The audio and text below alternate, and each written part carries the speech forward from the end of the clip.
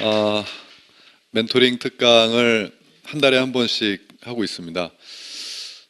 이 멘토링이라고 하는 것은 멘토가 멘티에게 하는 것이 멘토링인데, 항상 쓸 때마다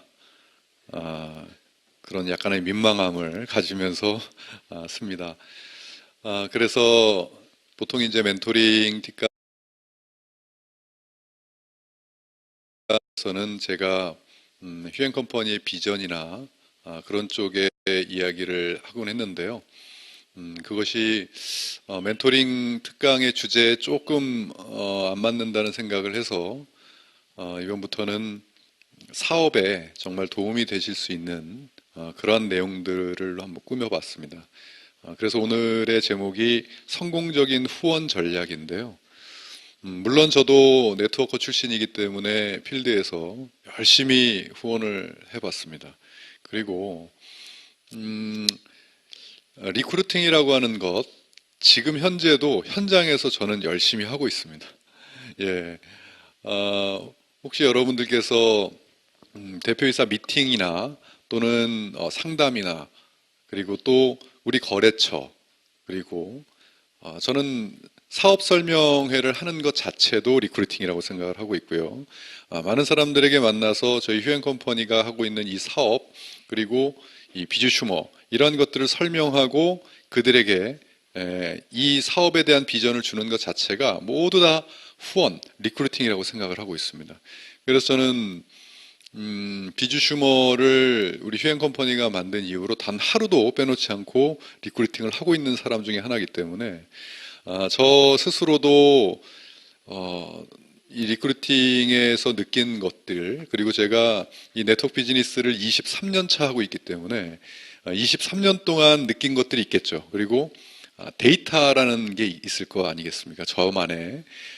그래서 제가 23년 동안 후원 현장에서 리크루팅을 했을 때 나름대로 가졌던 이 데이터. 그래서 리크루팅이나 후원을 이렇게 하면 가장 잘 되더라 하는 그 데이터가 일단 모아지겠고요. 그 다음에 제가 직접 그 경험한 것은 또 저의 학습에 의한 것이 아니겠습니까? 그래서 이 사업이 지금 60년의 역사를 가지고 있고 전 세계적으로 이 사업을 가장 잘하는 사람들이 있기 마련입니다. 그리고 또 단순한 우리 사업의 리크루팅을 떠나서 모든 것이 다 리크루팅이라고 생각해요. 그러니까 기업도 소비자들을 잘 리크루팅해야 이 소비자들이 그 기업의 물건을 사겠고 또 여러 가지로 모든 것들이 그것을 한국 용어로는 뭐 영업이라고 표현도 하고 판매라고도 표현하고 여러 가지로 표현을 하지만 그 모든 것들을 다 리크루트라고 볼 때 저는 그러한 것들에 관심이 굉장히 많았습니다. 왜냐하면 회사를 운영하고 있고 또 마케팅을 하고 있는 입장에서 어떻게 하면 우리 회원분들께서 필드에 나가셔서 좀 더 수월하게 비즈니스를 할 수 있겠느냐를 고민하고 연구하는 그 데이터들이 또 있을 거 아니겠습니까? 그 데이터는 다른 성공자들의 수십 년의 역사나 그 노하우가 집약됐다. 저는 그렇게 보고요. 오늘 여러분들과 제가 나눌 그 내용은 네 가지입니다. 그 많은 것들 중에서 네 가지로 이 전략, 가장 성공적인 후원 방법을 한번 모아봤습니다. 그것을 여러분들과 이야기하기 전에 이미 세계적으로 그런 리크루팅의 거장들이 있습니다. 거장들. 알려진, 그냥 공식화된. 여러분들 한번 생각해 보세요. 전 세계에서 누군가를 리크루팅 하는데, 이 사람은, 프로 중에 프로로 알려진 사람이 여러분 기억나는 사람 있습니까? 예? 넥스트 에거. 또요. 제가 힌트를 하나 드리겠습니다. 이분은, 지금은 이 세상에 없어요. 어, 예, 맞습니다. 이 사람이에요. 안 넘어가네요. 스티브 잡스입니다. 네. 프리젠테이션을 예술로 승화를 시킨 사람이라고 얘기를 하죠. 단지 제가 지금 프레젠테이션 여러분들하고 하고 있지 않습니까? 그렇죠? 그런데 이것을 단지 강의나 이런 것이 아니라 완전히 예술로 승화시켜서 그 프레젠테이션을 들으면 그가 하는 프레젠테이션을 들으면 매료당할 수밖에 없다. 여기서 숨겨진 비밀이 있습니다. 원래 스티브 잡스는 프레젠테이션을 잘하는 능력을 타고났을 것이다 라고 많은 사람들은 생각을 하죠. 그런데 그런 줄 알았는데 스티브 잡스는 이렇게 프레젠테이션을 예술로 승화시킨 이유가 있었더라고요. 보니까 남들이 하지 않은 방식으로 준비를 합니다. 어떤 방식이라고 얘기하면 좀 그렇고요. 강도가 틀려요. 즉, 저도 강의를 하지만 이 스티브 잡스의 이 한 번의 강단, 예를 들어 1시간의 프레젠테이션을 위해서 자기가 강단 위에서 하는, 무대 위에서 하는 토시 하나까지도 완벽하게 리허설을 한답니다. 그러니까 제가 지금 여러분들에게 방금 토시 하나까지도 완벽하게 이렇게 말씀하셨잖아요. 드렸잖아요. 이것까지도 연습해서 완벽하게, 이게 각도가 좀 높은가? 완벽하게 이렇게 이 각도까지도 정말이에요. 제가 이것을 공부하면서 스티브 잡스가 어떻게 준비를 하나 봤더니 진짜로 이야기하는 톤, 표정, 내가 이때는 손의 각도를 어떻게 해야 돼? 이 각도가 좀 높나? 낮출까? 이렇게 하면 더 좋겠다라고 하는 요거 하나까지도 완벽한 리허설을 한다는 거예요. 그러니까 그것이 바탕이 돼서 무대에 진짜 올랐을 때는 완전한 하나하나가 다 연출로 진행이 되는 겁니다.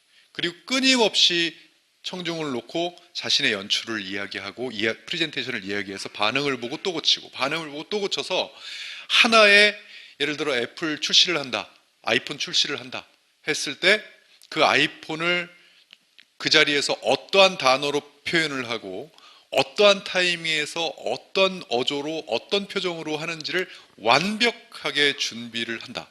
이것은 아마 이 세상에 이렇게 준비하는 이 연사들은 많이 없을 거예요. 여기서 우리는 진리를 하나 캐치하게 되죠. 그랬기 때문에 프레젠테이션을 예술로 승화시킨 사람이 된 거죠. 노력과 땀은 거짓말 안 합니다. 그래서 이제 그런 노력이 뒷받침이 돼 있지만 우리는 이제 물론 그런 노력은 기본으로 생각을 하고 그래도 그걸 하는 데 있어서 뭔가 특별한 그만의 기술은 있을 거 아니냐, 방법은 있을 거 아니냐에 관심을 굉장히 많이 가져요. 일반인들은 물론 있습니다. 그리고 그런 걸 찾아서 이런 시간에 함께 하는 게 이 멘토링 특강의 주요 이 역할이기도 하고요. 자, 이걸 보면 여기 보면 연설의 대가로도 꼽히지만 이 스티브 잡스는 최고의 세일즈맨이기도 했습니다. 한마디로 아이폰을 가장 잘 판 사람은 스티브 잡스다 이렇게 얘기할 정도예요. 그래서 이 스티브 잡스에서 나온 이야기를 가지고 이 아이폰을 그 이야기의 문구를 가지고 많은 사람들에게 이 아이폰을 선전하고 했기 때문에 최고의 세일즈맨이라고 그래요. 그런데 그 세일즈를 하는 데는 기법이 있었답니다. 그 기법 중에 가장 최고로 치는 기법이 바로 이거예요. 이 문구예요. 내가 왜 그걸 신경 써야 하지? 이 문구예요. 즉 소비자들에게 많은 것을 설명을 해요. 그랬을 때 소비자는 그 이야기를 처음부터 끝까지 다 들어주는 것 같지만 그렇지 않다는 거예요. 자기가 관심 있는 분야만 듣는다는 거예요. 여러분 강의를 듣거나 또는 누구와 대화를 하거나 뭔가를 영상을 보거나 영화를 보거나 어떤 상황이 오더라도 나하고 상관없는 것은 관심이 없습니다. 그래서 그냥 스쳐 지나가요. 여러분들이 지금 뭔가를 하려고 하시는데 지금 제가 후원 전략이라는 것을 이렇게 이야기하잖아요. 여러분들과 상관없는 얘기면 나는 후원 안 해. 나는 후원이 내가 왜 리크루팅을 왜 해? 라는 생각을 하면 제가 지금 아무리 좋은 얘기를 해도 그냥 좋은 얘기구나 이렇게 들리시는 거예요. 그러니까 나랑 관심이 없으면 내가 관심거리가 아니면 들리질 않아요. 그러니까 이 스티브 잡스는 뭔가를 설명할 때 그 사람들 입에서 내가 왜 당신이 이 얘기하는 걸 신경 써야 돼? 이걸 왜 들어야 돼? 라는 이야기가 나올 수 있는 것들은 다 빼버린다는 거예요. 다 빼버리고 뭐라고 하냐면 한 문장을 가져야 한다 이렇게 얘기해요. 한 문장. 그러니까 내가 바로 그 상대방이 이 가슴에 팍 와닿을 수 있는 그 한 문장으로 승부를 해라. 그것이 이 스티브 잡스의 전략 중의 전략인 거예요. 그래서 보면 예를 들어 2001년도에 아이팟 있잖아요. 아이팟이라는 MP3예요.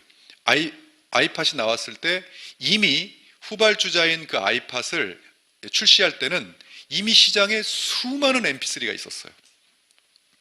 그런데 그 아이팟이 수많은 MP3를 누르고 단연 1위가 됐던 이유, 그는 이것을 음악을 들을 수 있는 MP3입니다라고 이야기하지 않았어요. 그는 프레젠테이션에서 뭐라고 얘기했냐면 주머니 속에 있는 1000개의 노래 이렇게 얘기했어요. 그러니까 MP3를 가지고 뭐 음악을 들을 수 있습니다. 이걸 뭐 할 수 있습니다가 아니라 주머니 속에 1000개의 노래를 담고 다닐 수 있습니다라고 얘기를 했어요. 그러니까 누구든지 상상을 하는 거예요. 아, 아이팟을 사면 내 주머니 속에 지금 1000개의 노래가 있구나. 그래서 내가 그걸 언제든지 들을 수 있구나. 다른 어떤 이 MP3도 당연히 1000개를 넣어서 주머니 속에 넣을 수 있어요. 그런데 그들은 그렇게 표현을 하지 않고 MP3 이렇게 표현을 할 때 스티브 잡스는 우리 주머니 속에 1000개의 노래라는 표현을 해요. 한 문장을, 촌철살인의 한 문장을 꽂아줬던 거예요. 또 맥북, 2008년에 맥북을 선보일 때도 딱 한마디였어요. 맥북이 뭐냐고요? 세상에서 가장 얇은 노트북. 딱 이렇게 얘기했어요. 그 맥북이 나왔을 때 세상에서 가장 얇았거든요. 그게 간단합니다. 맥북이 뭐야? 뭐 이것이 보통 컴퓨터 설명하면 이게 CPU가 어떻고 뭐가 어떻고 성능이 어때서 화질이 어떻게 돼서 이렇게 쫙. 맥북 뭐냐고요? 이 세상에서 가장 얇은 노트북입니다. 이렇게. 그러면 나는 맥북을 사는 사람은 이 세상에서 가장 얇은 노트북을 가진 사람이 돼버리는 거예요. 그렇게 한 문장으로 상대방이 가장 관심거리를 끄집어내서 그 한 문장으로 찔러주는 것이 어떻게 보면 이 스티브 잡스가 최고의 세일즈맨이 된 노하우예요. 그게 그가 수많은 소비자들을 리크루팅한 전략인 거예요. 또 구글의 창업자들이 자신의 아이디어를 가지고 투자자를 모집을 하고 투자자 앞에 가서 그 사람을 사로잡을 때도 역시 한 문장이었답니다. 뭐라고 얘기를 했냐면 우리 구글은 뭐 이렇고 저렇고가 아니라 한 문장으로 전 세계 모든 정보를 조직화하고 접근 가능하게 하는 그게 바로 구글입니다. 그렇기 때문에 이 세상에 있는 모든 정보, 구글은 모든 정보를 핸들링하는 사업을 합니다. 이렇게 한 문장으로 그 투자자들의 마음을 사로잡았다는 거예요. 그러니까 이 전 세계적인 기업들이 이렇게 1위가 되는 데는 다 그만한 이유가 있는데 그 중에 리크루팅 노하우라는 것은 상대방의 마음을 사로잡을 수 있고 내가 무슨 말을 했을 때 상대방이 그걸 내가 왜 신경 써야 돼? 라는 생각을 갖지 않도록 하는 한 문장이 우리에겐 필요한 거예요. 그래서 여러분들은 지금 우리의 이 사업을 누군가에게 물었을 때 딱 그들이 알아들을 수 있는 한 문장을 만들어 보는, 나만의 한 문장을 만들어 보는 것이 그게 전략이라는 거죠. 자, 이런 모든 것들은 제가 이거 어떻게 보면은 그 이 네 가지 중에 제가 리크루팅 요령, 방법 중에 어떻게 보면 하나에 들어가는 내용이기는 하나, 제가 이것을 말씀드린 이유는 이 원리예요. 여기 이 안에는 굉장히 무서운 원리가 숨어져 있습니다. 저는 그 원리를 단체 사진의 원리, 제가 이미 설명드린 거예요. 단체 사진의 원리라고 얘기를 해요.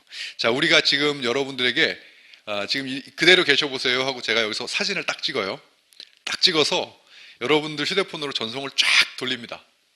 쫙 돌렸을 때 그 사진이 내 휴대폰에 왔어요. 그래서 사진을 탁 누르는 순간 제일 먼저 하는 일은 뭡니까? 나 잘 나왔나부터 봅니다. 다른 사람이 어떻게 나왔는지는 신경 안 써요. 나 어딨지? 나부터 찾아요. 다른 사람은 관심이 없어요. 일단 사진에선 내가, 이 원리예요. 그래서 저는 단체 사진의 원리라고 저는 이야기를 해요.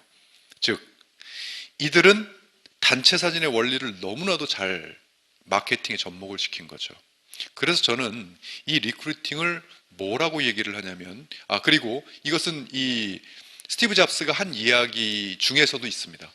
뭐냐면, 당신은 어떻게 해서 이런 한 문장을 잘 찾아냅니까? 라고 얘기했을 때 그가 한 말이 있어요. 뭐냐면, 내가 전하려고 하는 그것과 상대방의 삶, 연결을 시키는 문장을 찾습니다. 이렇게 얘기했어요. 즉, 내가 어떤 것을 전하려고 할 때 그 사람의 삶과 어떻게 하면 연결을 시킬 수 있는지 그 문장을 찾는다는 거예요. 그것은 제가 이제까지 리크루팅을 연구하고 해보고 한 그 내용과 정확하게 맞아떨어집니다. 그래서 저는 리크루팅을 이렇게 얘기합니다. 다리를 놓다, 이렇게 얘기합니다. 이 다리를 놓는다는 것은 한마디로 내가 누군가를 만났을 때 누군가에게 내가 하고자 하는 일을 전달하거나 또는 그 사람을 나의 멤버십으로 만들고 싶거나 그럴 때 어떻게 그 사람과 내가 전달하고자 하는 이 아이템이든 비즈니스든 이것과 어떻게 정확하게 다리를 놔주느냐에 따라서 이것은 이 후원이 되고 안 되고 한다. 저는 그렇게 표현을 하고 싶어요.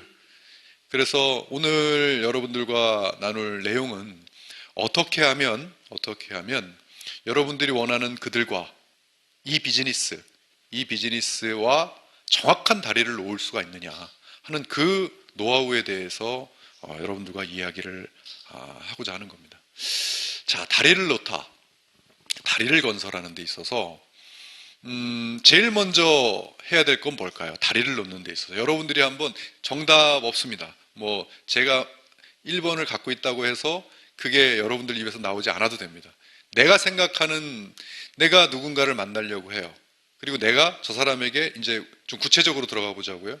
우리 휴앤컴퍼니 비즈니스를 저 사람에게 전달하려고 해요.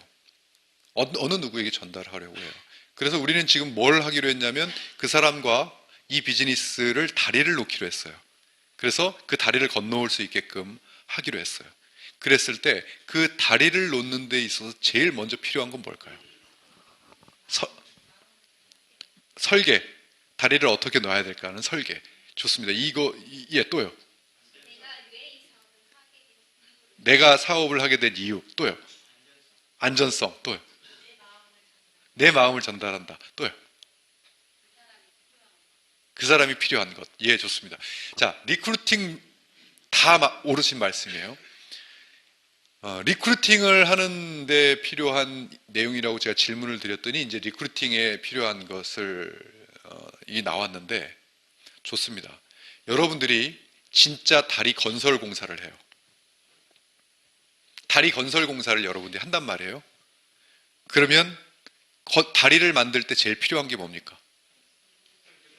네? 설계 도면. 또요. 자재.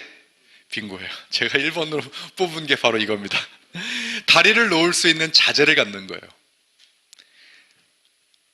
다리를, 설계도 좋고 모든 것이 다 있어도 일단 기본적으로 다리를 놓을 수 있는 콘크리트, 철, 이게 뭔가 있어야 다리를 놓을 거 아닙니까? 통나무 다리를 놓더라도 통나무가 있어야 놓을 거 아닙니까? 그렇죠. 제일 먼저는 가장 기본인 내가 다리를 놓을 수 있는 자재가 있느냐, 그것부터 얘기해야 돼요. 그렇다면 아무리 다리를 놓을 수 있는 기회가 생기든 뭐가 있든 어떤 게 있어도 다리를 놓을 수가 없어요. 왜? 자재가 없는 걸요. 그러면 여러분들이 휴앤컴퍼니 이제 사업으로 돌아가서 휴앤컴퍼니 사업을 누군가에게 전달하려고 합니다. 그러면 그 리크루팅을 다리를 놓는 자재가 뭡니까? 구체적으로 제품 정보 또요.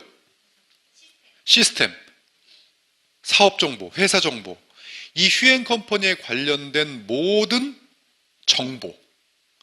정보가 내 머릿속에 있느냐 없느냐, 이것에 따라서 내가 다리를 놓을 수 있느냐 없느냐가 나오죠. 어떤 사람은 소수에게만 다리를 놓을 수가 있어요. 예를 들어 나는 화장품 뭐만 써. 예를 들어 다른 건 안 써. 그리고 다른 거에 대한 것은 공부가 안 됐어. 그러면 어떤 사람을 만났는데 이 사람은 화장품에 관심이 없고 건강식품에 관심이 있어요. 그러면 이 사람을 만나면 건강식품에 다리를 놓을 수가 없는 거예요. 그리고 화장품에 관심이 있는 사람한테만 다리를 놓을 수가 있고요. 또 관심이 없는 사람을 자꾸 화장품에 관심이 있게 만들어요, 내가. 다리를 놓으려고. 그럼 상대방이 어떻게 돼요? 짜증나요. 그러니까 물론 그것도 기술이에요. 관심이 없는 사람을 내가 얘기해서 관심 있게 만드는 것도 기술이기는 하나, 어떻게 보면 이거는 편협적으로 이 다리를 놓는 자재를 갖고 있다는 것은 한다는 것은 다리로 따지면 무슨 공사가 되겠습니까? 부실 공사가 되는 거예요. 나는 철만 있고 콘크리트가 없는 거예요. 또 다 있는데 그것을 연결시키는 조인트가 없는 거예요. 그리고 만들어 놨는데 다른 이 외장재가 없어서 다리가 형편없이 형편없는 거예요. 그렇게 지금 제일 먼저는 일단 먼저 내가 다리를 놓을 수 있는 자재를 얼마나 갖느냐, 그것은 학습과 소비 체험이에요. 이 두 가지를 가지고 내가 어떤 다리를 놓을 수 있느냐가 나오죠.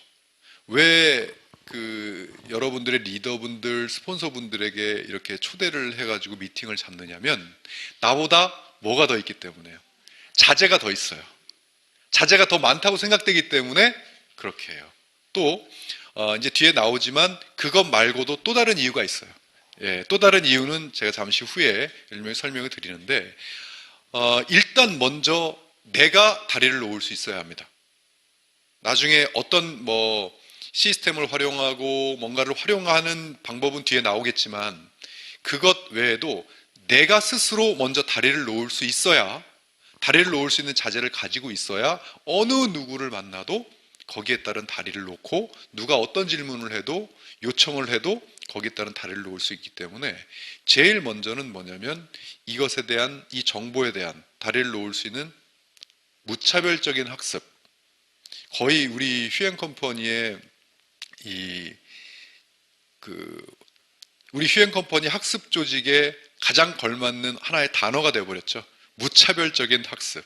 그냥 필요에 의한 학습이 아닌, 왜 무차별적인 학습이 왜 무차별이라는 것이 들어가냐면, 우리는 그것을 듣고 이해하는 수준에 끝날 것이 아니라, 우리는 소비자가 아니잖아요. 그죠? 그냥 설득 당하고만 많은 소비자가 아닙니다.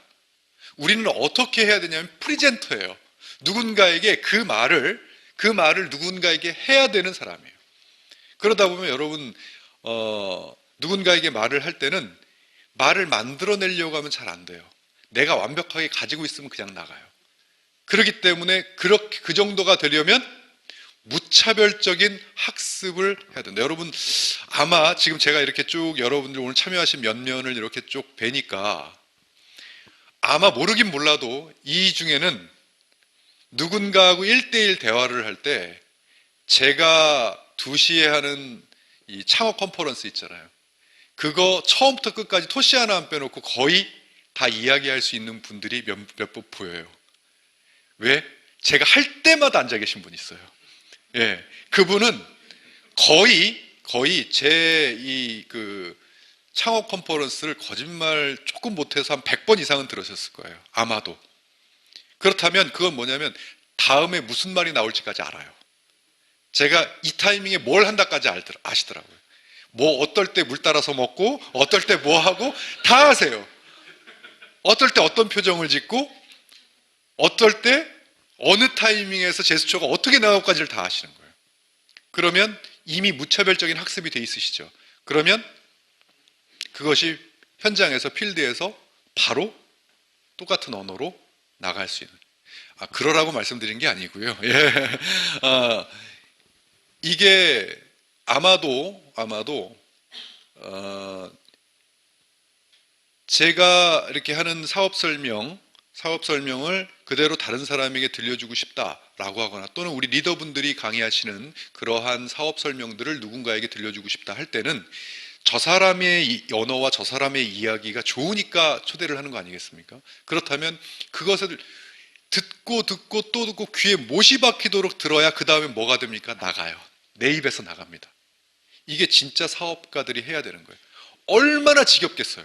100번을 듣는데 내가 여기 들어와서 저 얘기를 또 듣고 다음 얘기가 무슨 얘기가 나올 줄 아는데도 앉아있는 이 심정이 얼마나 지겹겠냐고요. 예. 그 지겨움이 뭘로 승화가 되냐면 나의 멘트로 승화가 돼요. 그게 바로 무차별적인 학습입니다. 그래서 진정으로 성공하고 싶으면 무차별적으로 집어넣어라. 머릿속에. 몇몇 분들이 저에게 이제 저를 만나서 이렇게 이야기하는 과정에서 제가 조금 민망한 이야기들을 많이 좀 해주세요. 무슨 민망한 얘기를 하냐면, 제가 며칠 전에 캐나다 가서 그 얘기를 들었어요. 저를 이제 제가 직접 갔으니까 저를 봤을 거 아닙니까? 그랬더니, 그게 이제 연예인 효과라는 건데, 항상 방송에서만 봤잖아요, 저를. 그리고 꿈속에서 목소리로만 계속 저를 1년 내내 본 거예요, 저를. 네. 그러니까 잘 때마다 귀가 헐을 정도로 휴대폰에 유튜브를 눌러가지고 또는 방송을 눌러가지고 제 강의를 그냥 듣고 잔 거예요. 계속. 그분이 누군가에게 옆에서 이야기하는데 제가 얘기하는 줄 알았어요.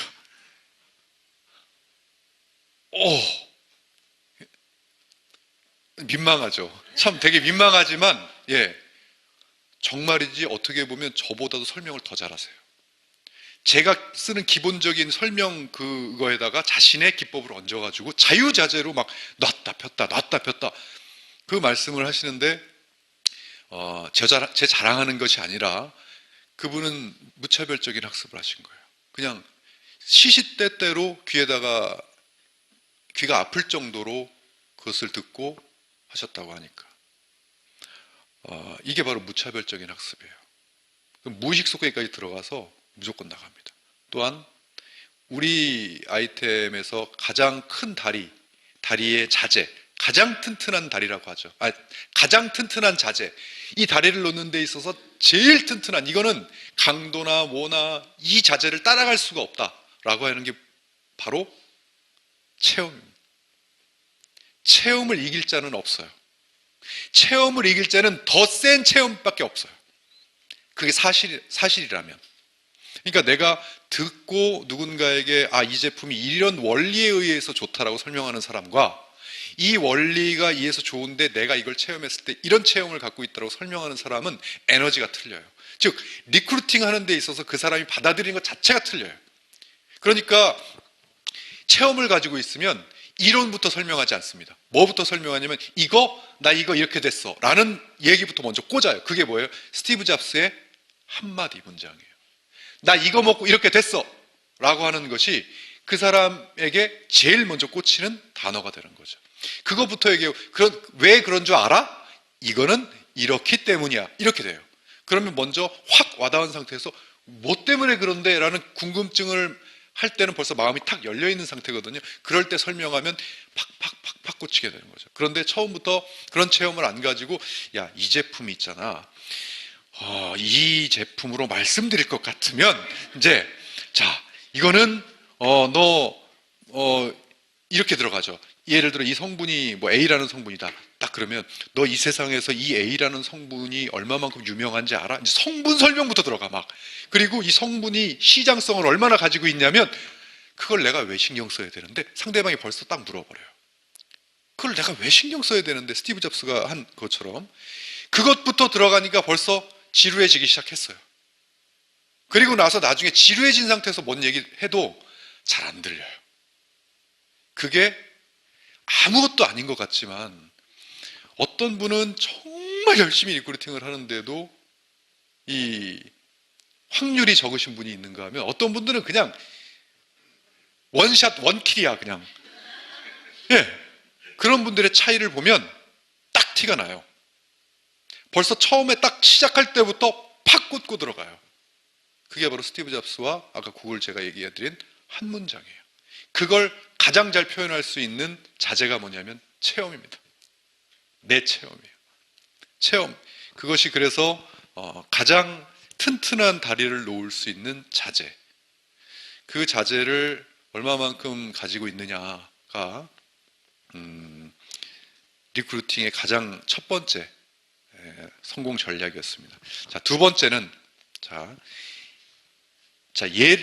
우리가 가정을 좀 해보자고요. 이 다리를 놓을 수 있는 자재를 정말 이거는 끝이 없고 만족이 없어야 정상이지만 정말 누구보다 남부럽지 않게 무차별적인 학습과 무차별적인 체험으로 풍성해서 어느 누구를 만나도 내가 다리 확실하게 놓을 수 있다라고 했다고 가정을 한번 해보겠습니다.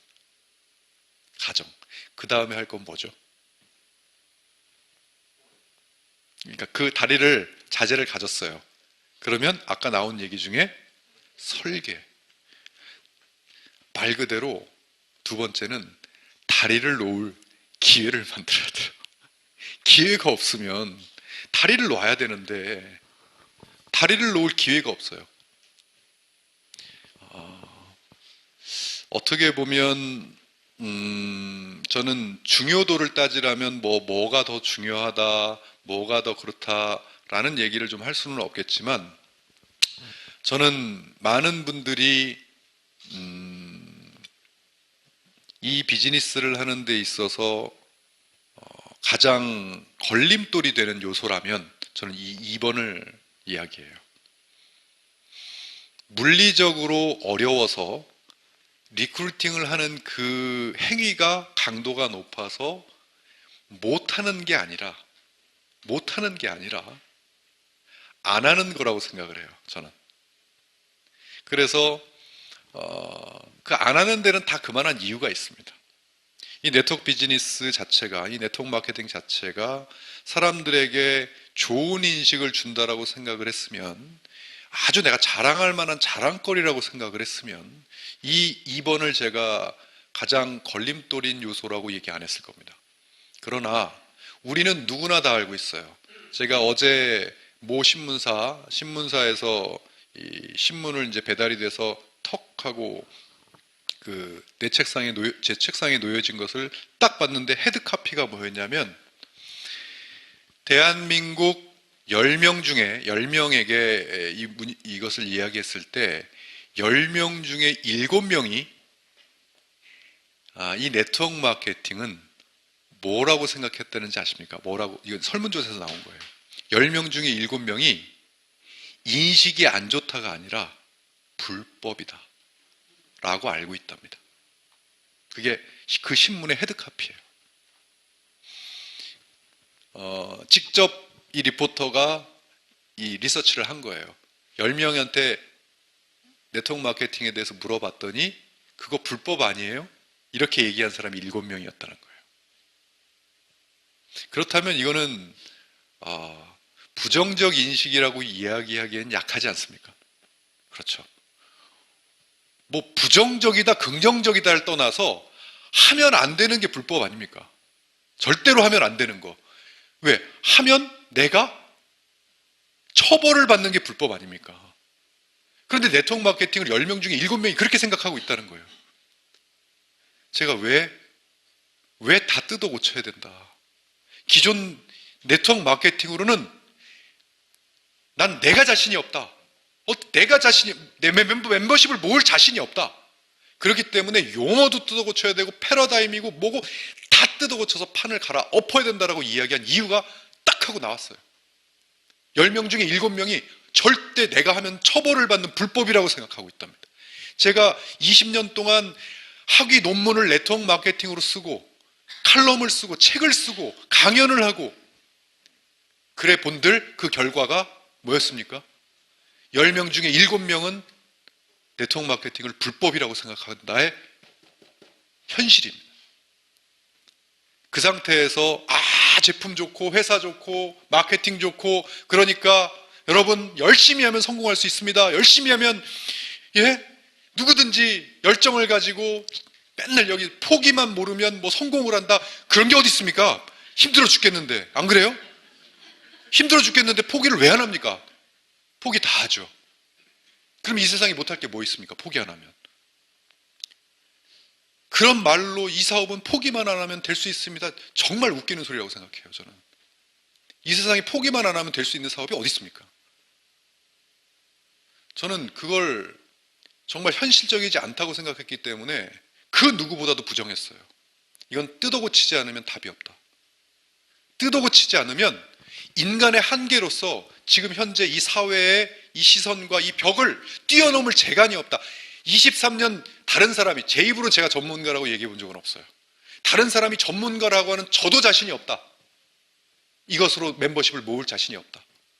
근데 누구한테 이 사업을 하라고 해서 이 사업으로 돈을 벌려고 할 것이냐. 근본적인 마음에서부터 정말 이건 아니다. 시간이 가면 갈수록 그 생각이 줄어드는 것이 아니라 점점 증폭이 되는 거예요.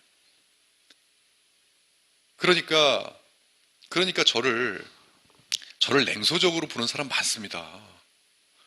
막 얘기하면 아이고 다른 데선 돈 벌고 있어요. 돈 버는 사람이 있습니다. 누가 모릅니까? 돈 버는 사람이 있는 거? 알아요. 압니다. 돈 버는 사람이 있고 성공한 사람이 있고 또 인세소득 받는다고 하는 사람이 있습니다. 그렇다면 그렇게 있다고 주장하는 사람이라면 정확하게 데이터를 이야기해야 되는 거 아닐까요? 10,000명 중에 1명입니다. 이렇게. 1,000명 중에 1명입니다. 이렇게. 이 사업은 1,000명 중에 1명이 그렇게 될 수 있습니다. 라고 이렇게. 열정만 가지면 누구나 성공할 수 있다고 얘기하지 말고요. 누구나 다 부자 될 수 있다고 얘기하지 말고요. 그렇다면 누구나 다 할 수 있는 코스가 다 있어서 그것을 할 수 있게끔 해야 되는데 현실은 어떻습니까?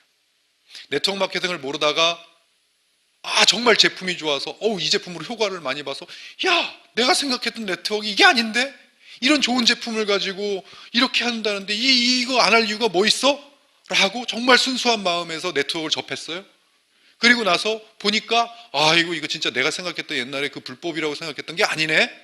라고 회사를 보고 이해를 하고 책을 보고 학습을 해보니까 옛날에 선입견을 가지고 내가 봤던 게 아니라는 걸 느낀 모 네트워커가 있다고 치자고요. 웬만하면 제대로만 보면은 그런 회사들 많습니다. 그게 중요한 게 아니에요. 내가 그렇게 얻기까지 이제 그걸 딱 해서 확신을 받았어요. 학습하라 그래서 더 학습했더니 더 확신이 생기네? 제품이 너무 좋네? 체험해보라 그래서 다 체험했더니 하면 할수록 막 미치겠네? 이 좋은 걸 왜 안 해? 그리고 이제 딱 준비를 해가지고 자기 친한 친구한테 전화를 딱 때립니다.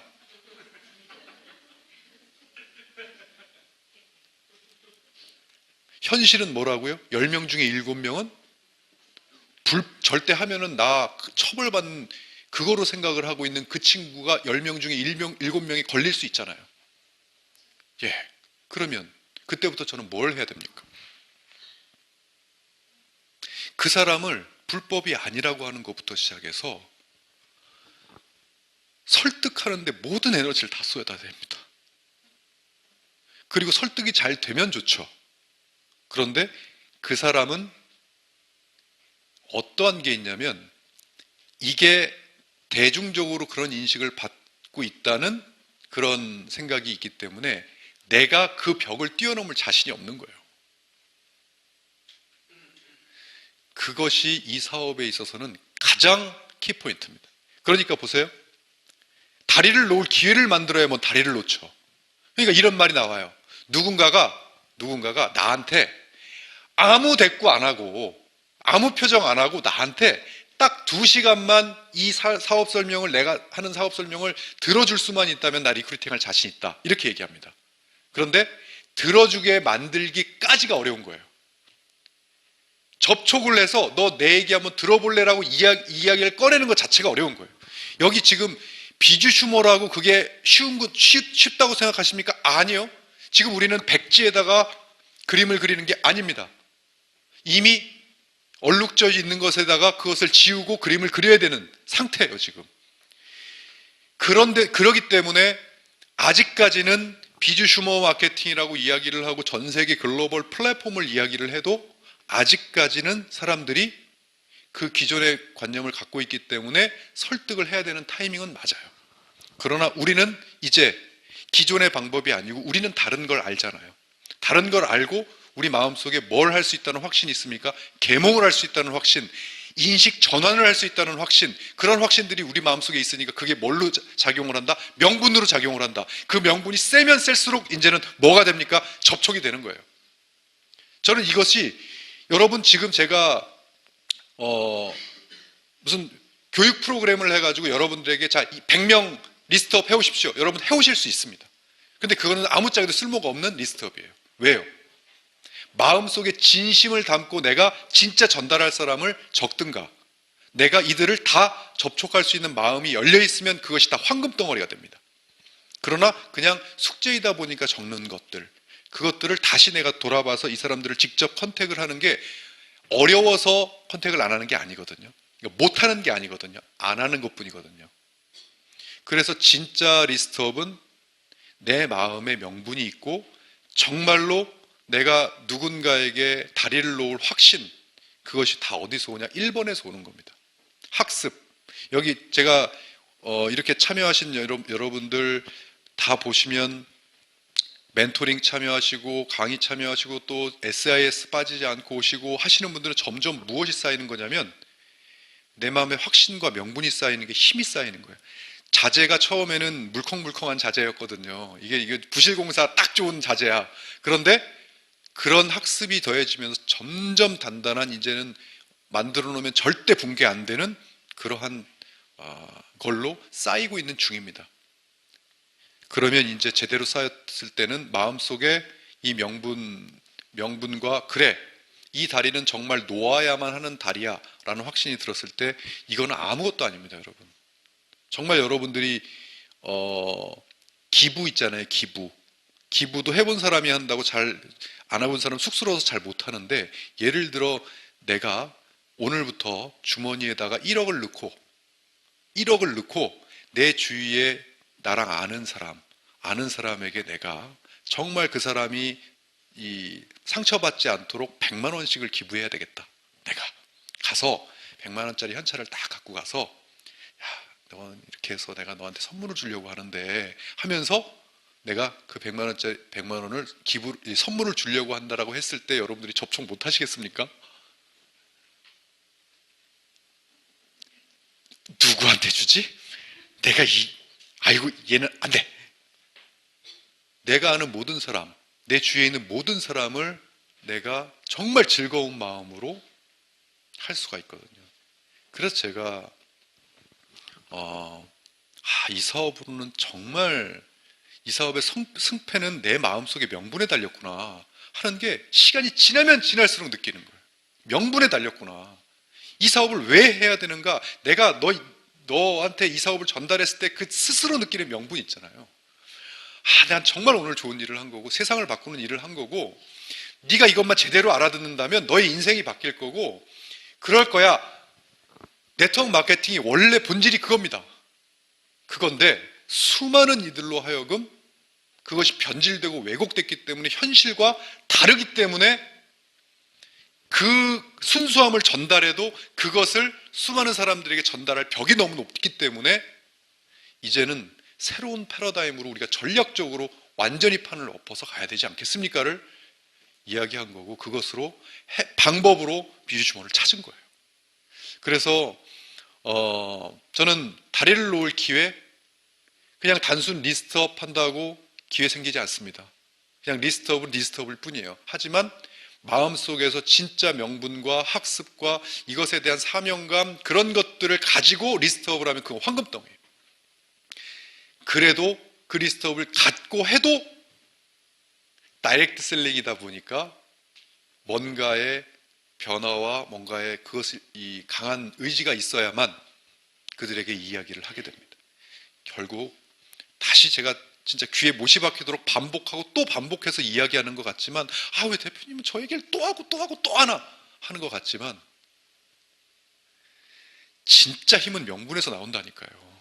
아무리 생각해도 내 마음속에서 진짜 100번, 1000번, 10,000번 이야기해도 그것이 우리 사업을 성공하는 핵심입니다. 그것은 학습에서 나오고 체험에서 나오고, 그것이 이제 대중화되면 될수록 이 사업이 쉬워지는 거예요. 인정되고 공감되는 사람이 많아질수록. 그래서 저희 휴행컴퍼니를 처음부터, 우리 휴행컴퍼니 제가 아까 그랬지 않습니까? 냉소적인 반응 보이는 사람 많다고요. 예? 회사가 착하기만 하면 뭐하냐고. 예? 그리고 뭐 저도 저한테 그래요. 착하게 너무 착해 죄송합니다. 예? 이건 말이지. 아니요. 지금은 무지무지 착해야 돼요. 지금은 막 미칠 정도로 착해야 됩니다. 기업이 너무 착해서 저 기업하고 막 어떻게 못, 내가 막 뭘 해주고 싶을 정도로 착해야 돼요. 지금은. 왜? 안 착한 기업이 너무 많아서 그래요. 특히 이 네트워크 비즈니스는 그래요. 그렇기 때문에 이 사업에서 명분이라고 하는 것은 절대 누구의 말 듣고 생기는 게 아닙니다, 여러분. 여러분 아시잖아요. 여러분들의 마음속에 진정한 명분은 누구의 말 듣고 생기는 게 아니에요. 내 스스로가 느껴야 돼요. 내 스스로가 진짜 누군가를 이 사업을 전달해서 저 사람이 변하는 걸 봤을 때 진짜 명분이 막 생깁니다. 내가 진짜 이 사업을 통해서 정말 내 개인적인 발전이 막 일어난다 느껴야 진짜 명분이 막 생기고, 마음속에서 저 사람을 도와줘야 될 것 같고, 저 사람이 휴행 컴퍼니를 내가 전달했는데 그 사람이 너무 막 이렇게 좋아져. 그랬을 때 진정한 명분이 생겨요. 비주 슈머로 진짜 그런 경쟁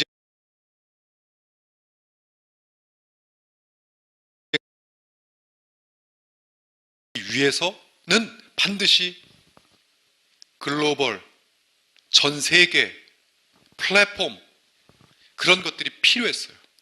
철저히 전략으로. 왜?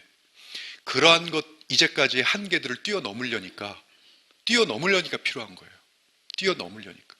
야, 그거는 이건 이래 해서 안 돼. 이런 벽을 뛰어넘으려니까, 너 이런 거 봤어? 너 이런 거 해봤어? 해야? 그게 뭐지? 그러니까 지금 저한테 엄청난 힘을 주시는 분들이 어떤 분들이냐면, 나는 네트워크 이거 쳐다보기도 싫었다. 진짜 누가 하면 막 뜯어 말기고 이렇게 봤다. 정말 저한테 또 힘을 줬던 얘기가, 네트워크를 자기가 안 한 이유가 있었대요.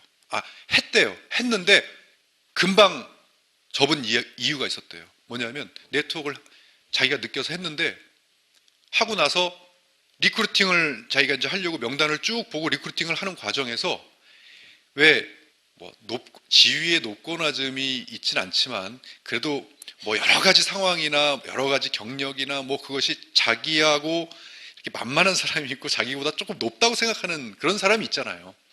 그런 사람에게 전달을 하니까 다 깨지더라는 거예요. 즉 사회 오피니언 리더들이 이 네트워크 업계로 들어오려고 하지 않는데요. 왜? 자기가 지금 하고 있는 일에 인식이 안 좋아지면 스크래치가 난다고 생각하니까 들어오려고 하질 않는 거예요. 그러니까 힘이 붙여갖고 나중에 점점 어디로 가냐면, 자기보다 내 말이 잘 먹히는, 자기보다 조금 하여튼 만만한 것보다 더 괜찮은 사람들로 자꾸 가더래요, 이게.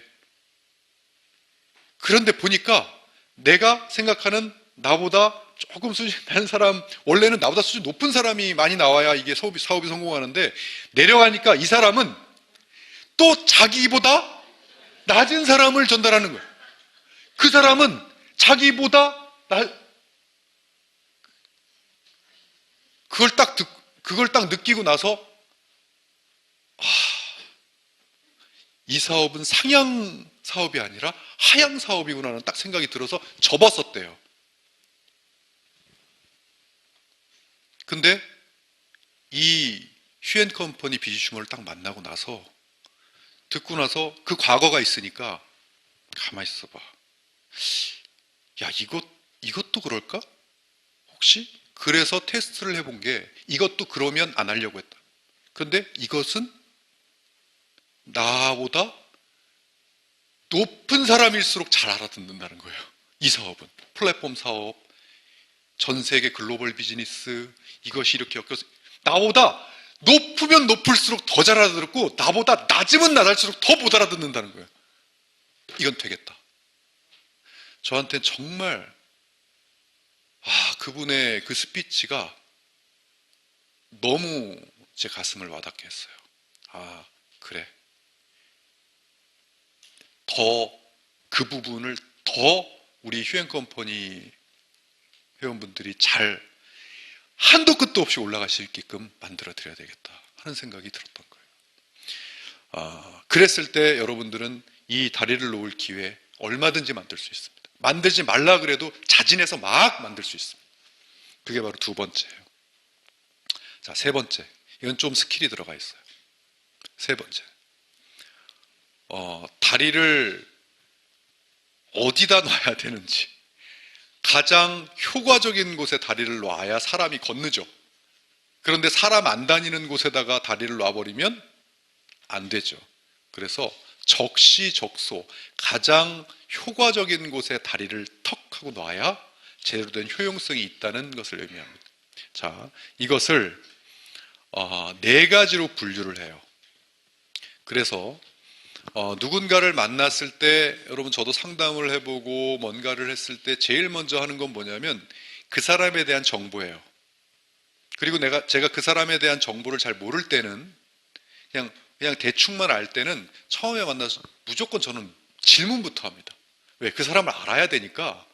네트워크 경력이 있느냐, 휴앤컴퍼니를 얼마나 아시느냐, 제품을 얼마나 써보셨느냐, 또 이 휴앤컴퍼니를 들어보시고 어떤 느낌이 나느냐, 어떤 게 제일 마음에 들었느냐, 이런 것들을 물어보잖아요. 그러면 그 대답을 하는 과정에서 자기 관심 분야가 나와요. 이 휴앤컴퍼니를 들어보고 나니까 이러이러한 부분이 좋습니다. 이건 뭐예요? 전체적인 것에서 자기한테 꽂힌 건 이거다. 이렇게 얘기를 저한테 해준 거예요.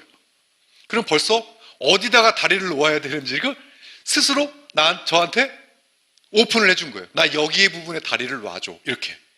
그러면 내가 만약에 그 부분에 다리를 놓을 수 있는 자재를 갖고 있다면 놓으면 되는 거예요. 거기다가. 그런 분야를 크게, 이건 제가 나눈 분야가 아니라 이거는 이 리크루팅을 하는 수많은 이 성공자들이 이 네 가지 분야에 다리가 있다. 그 분야를 정확하게 찾아서 그 사람이 제일 관심 있는 분야에다 다리를 놔야 된다. 물론 전체적인 얘기를 다 해야 되겠지만 좀 더 세밀하게 들어간 스킬이라고 할 수 있어요. 사람들이 관심을 갖는 ABC, 이거는 뭐냐면 재정이나 경제, 미래 설계, 즉 돈, 그리고 내 미래에 대한 불안감, 이런 것은 대부분이 다 갖고 있는 것이겠지만 특별히 그렇지 않은 사람도 있습니다. 어느 정도 나는 이 정도로 이렇게 유지만 해도 뭐 내가 평생 사는 데는 별 지장이 없어라고 생각하는 사람 있잖아요. 그런 사람한테 가서 야, 이 사업하면 진짜 돈 돼. 이거부터 다리를 놓으려고 그러면 다리가 안 놔지는 거예요. 그러니까 그 사람이 가장 관심 있는 것이 재정이나 경제, 미래 설계, 노후, 이것 쪽에 지금 가장 지대한 관심이 있느냐.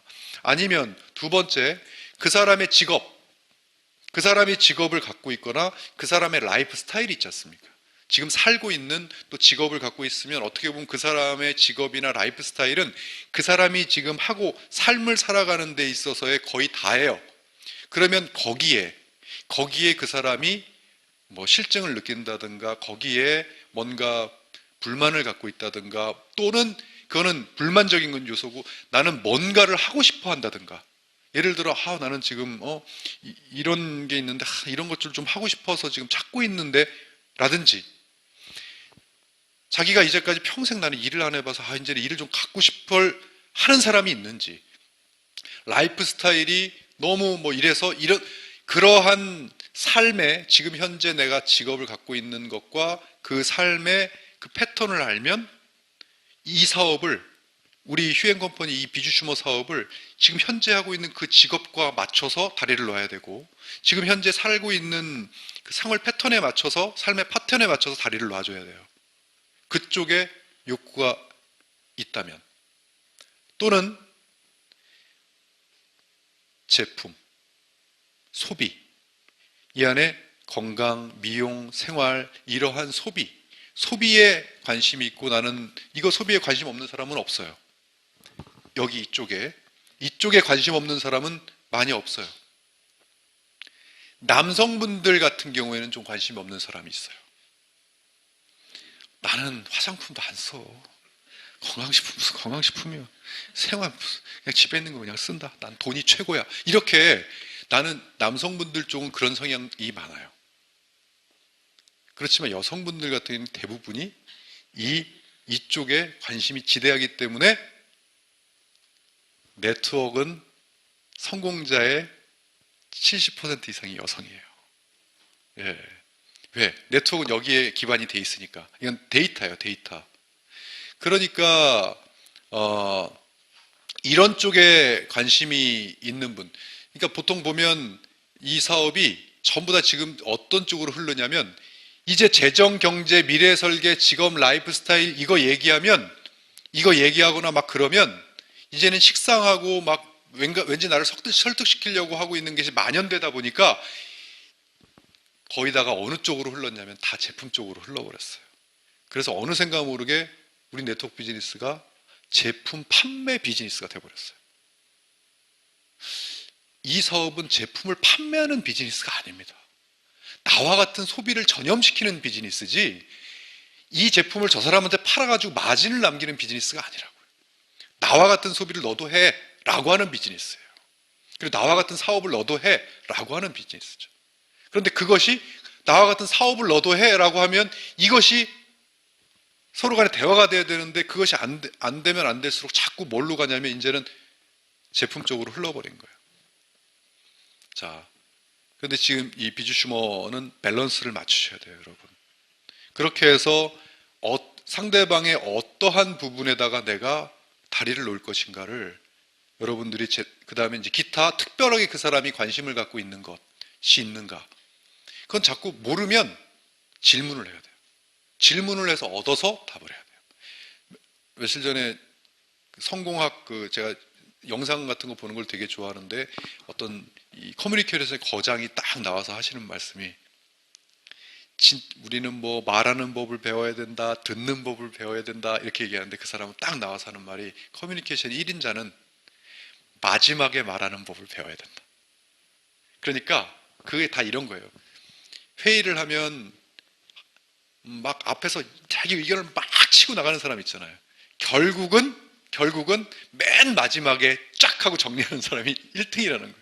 그 사람은 절대로 먼저 얘기하지 않고 상대방을 물어본다. 질문을 통해서 그 상대방의 생각을 듣고, 그리고 그들이 발표하는 것들을 듣고 함축을 해서 요약해서 맨 마지막에 제가 생각한 바로는 하면, 벌써 이 사람들의 생각을 다 읽고 있고 여러 가지가 이렇게 정리되어 있으니까, 그래도 가장 정리되는 말, 가장 힘이 센 말이 나오기 마련이다.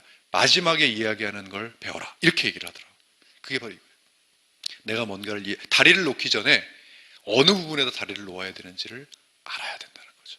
그게 바로 세 번째, 그리고 마지막 네 번째.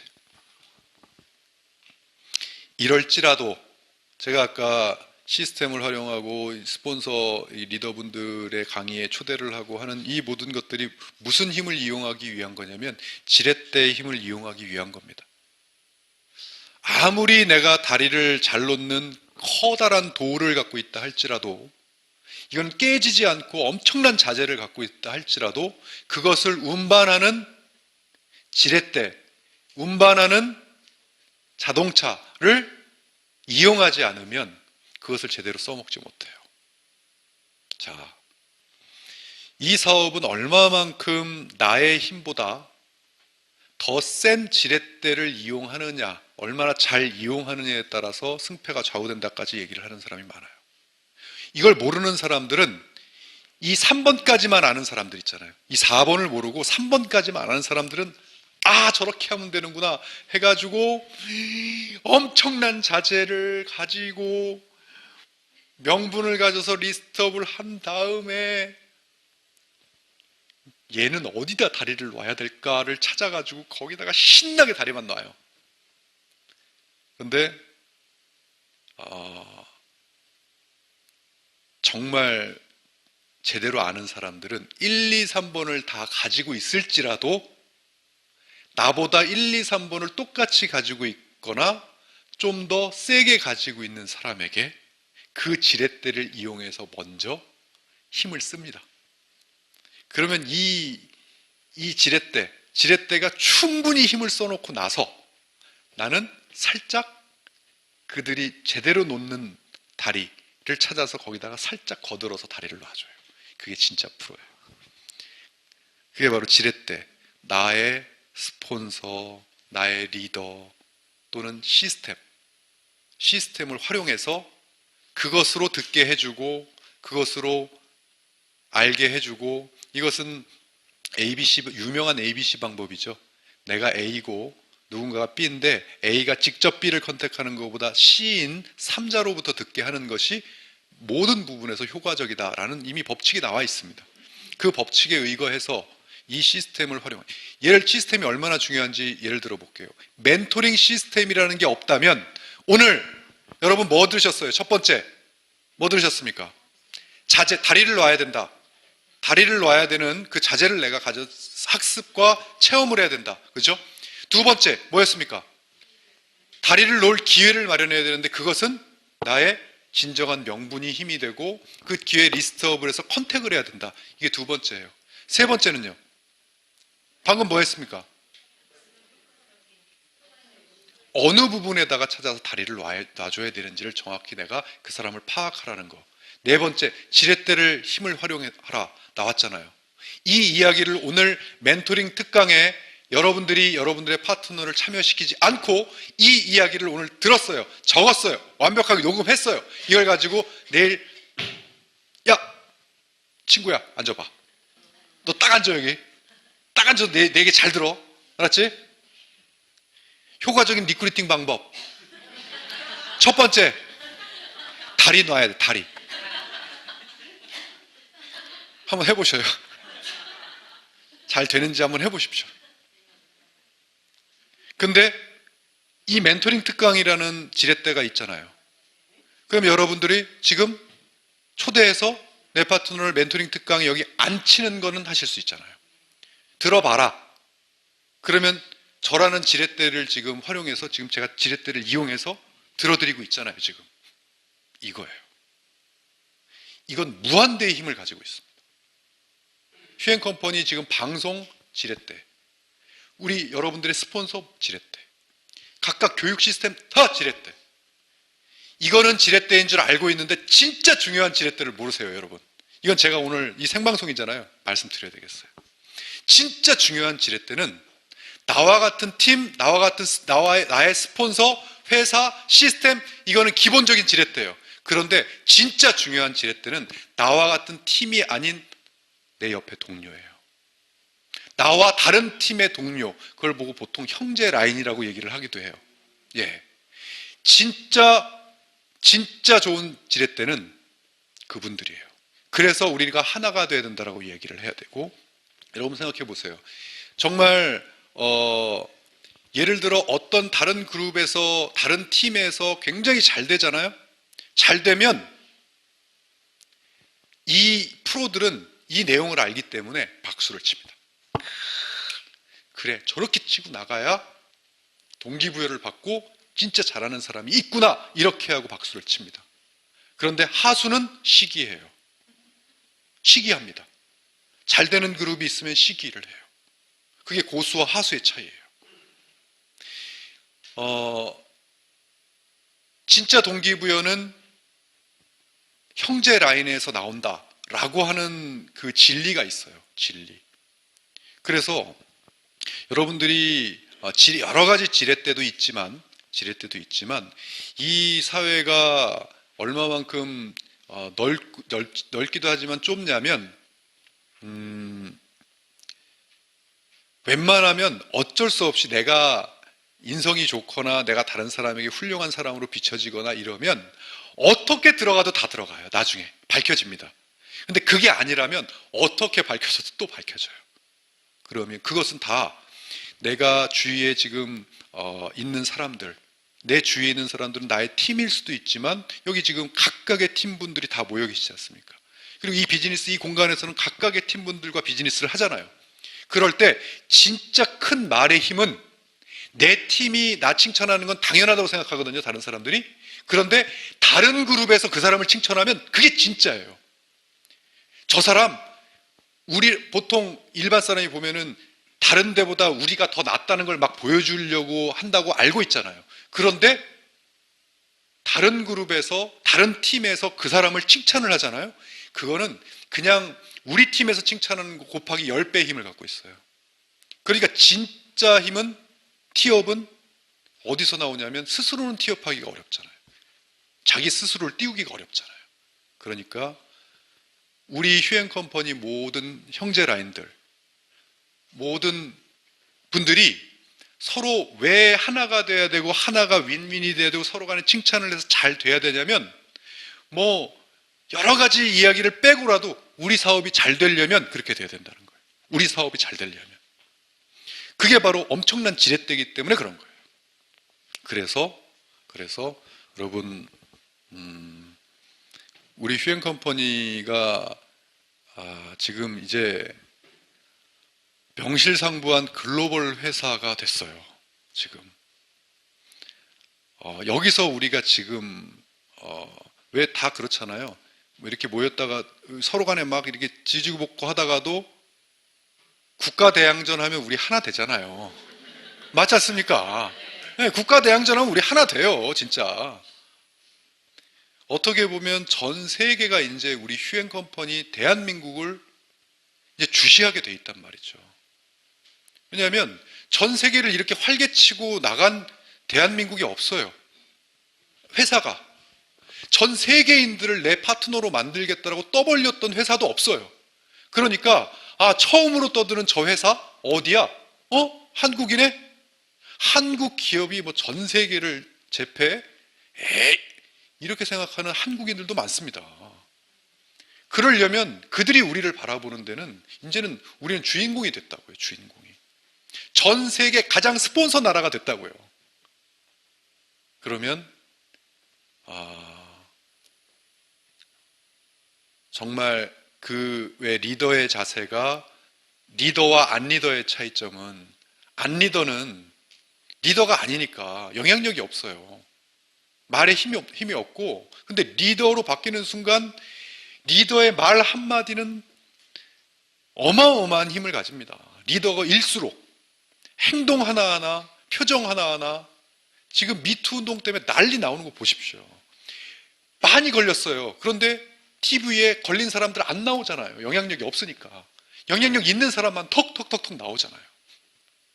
그런 사람들은 그 사람들만 미투 운동 걸릴 줄 알아요. 어마어마하게 있어요. 리더는 남들이 똑같이 하는 거 하면 안 됩니다. 왜? 리더이니까. 똑같은 말 가려서 해야 됩니다. 하고 싶은 행동 하면 안 돼요. 리더니까. 왜? 다른 사람에게 영향력을 미치는 사람이니까. 그래서 리더가 고독하고 힘들고 외롭고 어쩔 수 없어요. 리더니까. 근데 지금 우리는 전 세계 탑 우리로부터 뿌리가 됐다고요. 대한민국으로부터 뿌리가 된 나라가 됐습니다. 전 세계가 지금 우리로 하여금 대한민국으로 하여금 퍼지게 돼 있어요. 166개국이 스폰서의 나라, 리더의 나라가 됐다고요. 그럼 우리는 하나가 돼야 됩니다. 누가 보더라도 저 사람은 리더의 나라에 걸맞는 비즈니스를 하고 있구나가 돼야 되는 거죠. 나는 지금 이제 시작했으니까 no. 이제 시작했다 해도 전 세계에서는 가장 스폰서인 나라예요. 지금은 우리가 리크루팅을 떠나서 뭔가를 떠나서 아주 작은 점 하나밖에 아니지 않습니까? 지금은 전 세계 비즈니스를 따질 때는. 그래서 여러분들이 오늘 제가 드리는 말씀을 여러분들 것으로 만드시길 바라고요. 마지막으로 마무리하면서 하고 싶은 말씀은 이건 보스턴 비어의 컴퍼니 공동 창업자 짐 코우라는 이 분이 자신의 인생을 바꾼 한마디의 조언으로 꼽은 거예요. 산만해지지 마라. 자신의 인생은 이 아버지로부터 산만해지지 마라라는 그 조언 때문에 자신이 지금 현재 최고 맥주 브랜드를 만든 CEO가 됐다. 그건 결국 뭐예요? 선택과 집중입니다. 지금 여러분들 휴회를 선택하기까지 어려움, 여러 가지의 고뇌, 신중함 이런 것으로 선택을 하셨다면 결과는 어디서 오는 거냐면 집중에서 옵니다. 항상 말씀드리지만 집중은 이것도 열심히 저것도 열심히 이것도 열심히 하는 것이 집중이 아니에요. 한 가지를 열심히 할 수 있도록 다른 데 뺏기는 에너지를 잘라버리는 게 집중이라는 겁니다. 그런데 인간은 아무리 집중하라고 해도 자기가 집중할 만한 가치가 없으면 집중하지 않습니다. 그런데 저는 감히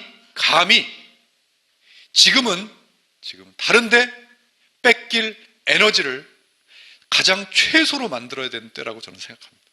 지금 이 시기는 다시 오지 않습니다. 그래서 어디다가 에너지를 쏟아셔야 되냐면 매분 매초 1번, 2번, 3번, 4번 오늘 말씀드린 거기에 여러분들이 집중해서 에너지를 쏟는다면 그 누구보다도 빨리 쉽게 크게 성공할 수 있다고 확신합니다. 고맙습니다.